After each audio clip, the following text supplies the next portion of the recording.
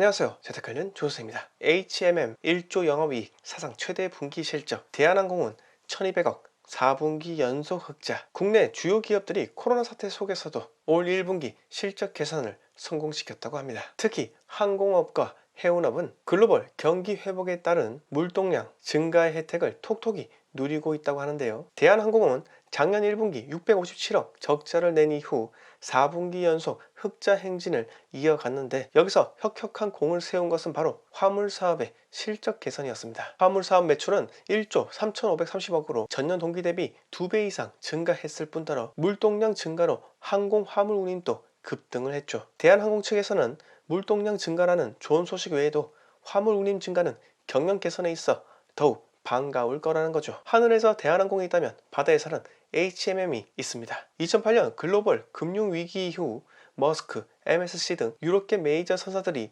선박 크기를 키우면서 운임비 치킨 게임에 불이 붙었고, HMM의 전신 현대상사는 2011년부터 장기 적자 상태로 내몰리게 되었죠. 여기서 경쟁사인 한진해운은 결국 이 경쟁을 버티지 못하고 2016년 8월 파산을 하기도 했고요. 이렇게 악화된 경영 상황 속에서도 반전이 일어났는데, 정부의 해운 재건 5개년 계획 수립이란으로 2018년 초대형 선박 20척을 국내 조선 3사에 발주하면서 국내 선사의 경쟁력이 생기게 됩니다. 이같이 초대형 선박 20척의 발주는 HMM의 해운 동맹 가입으로 이어지게 만들었고, 작년 코로나 사태 이후 전 세계 수출입 물량이 풀리기 시작하면서 선박 운임비가 급등하게 되자 올해 역대급 깜짝 실적이 나오게 된 배경인 것이죠. 여러분, 제가 서두에 대한항공과 HMM의 사례를 든 이유는 바로 위기가 있을지라도 목표만 명확하다면 반전시킬 기회는 언젠가는 주어진다는 것입니다. 오늘 이 말을 왜 하냐고요? 여러분, 불과 몇 년 전만 하더라도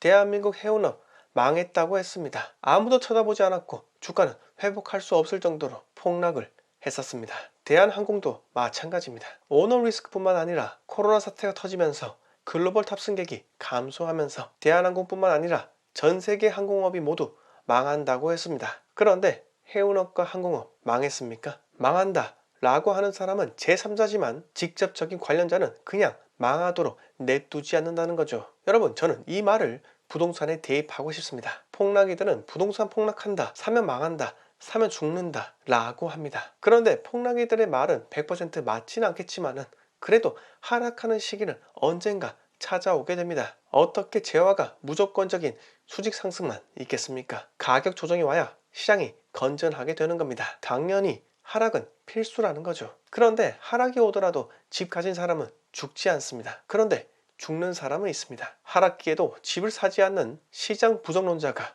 죽는 것이죠. 해운업과 항공업이 죽지 않도록 정부에서는 지원을 했습니다. 자, 부동산도 마찬가지입니다. 집값 폭락이 온다면 그건 경제 자체가 무너지는 것이기 때문에 과거처럼 집을 사는 사람들에게 양도세, 비과세 혜택을 주면서까지 경기 부양 정책을 펼치려고 할 겁니다. 집값 폭락만 바라보던 사람들은 과연 그러한 시기가 왔을 때 집을 살 수 있겠습니까? 생각으로는 절대 그런 일은 없습니다. 자, 해운업과 항공업이 다시 살아난 이유, 물론 코로나라는 세계적 팬데믹 현상이 따라주었기 때문입니다. 하지만 내부자들은 반드시 살아남겠다는 목표를 세우고 그 목표를 향해 정진해 나가지 않았다면 반전의 기회는 없었을지도 모릅니다. 맞습니다. 준비하지 않으면 기회가 왔더라도 기회를 알아차리지 못한 채 스쳐 지나갔을 수도 있습니다. 이제 곧 6월이 옵니다. 그동안은 보유세와 양도세 중과를 조금이라도 피하고 싶은 매물이 특정 시점에 증가를 했다면 이제는 각종 세금을 소유자가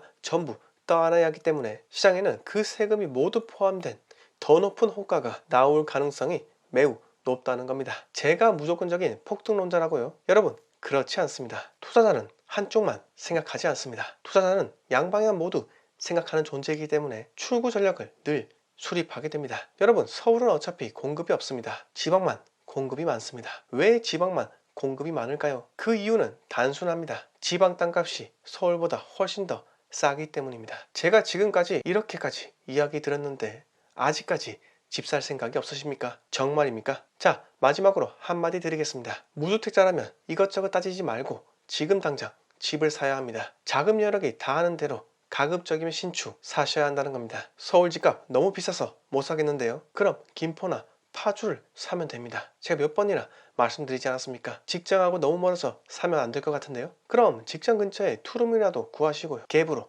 사시기 바랍니다. 걱정은 그만하세요. 연예인과 재벌 그리고 부동산 소유자들 걱정하는 것이 아닙니다. 정말 걱정해야 할 사람들은 500에 50 주고 원룸에 살면서 BMW 520 이상 끄는 사람들입니다. 카푸어라는 거죠. 자, 여러분, 더 이상의 하우스 푸어는 존재하지 않습니다. 오늘 이야기 여기서 모두 마치겠습니다. 영상 마음에 드셨으면 구독과 좋아요 부탁드립니다.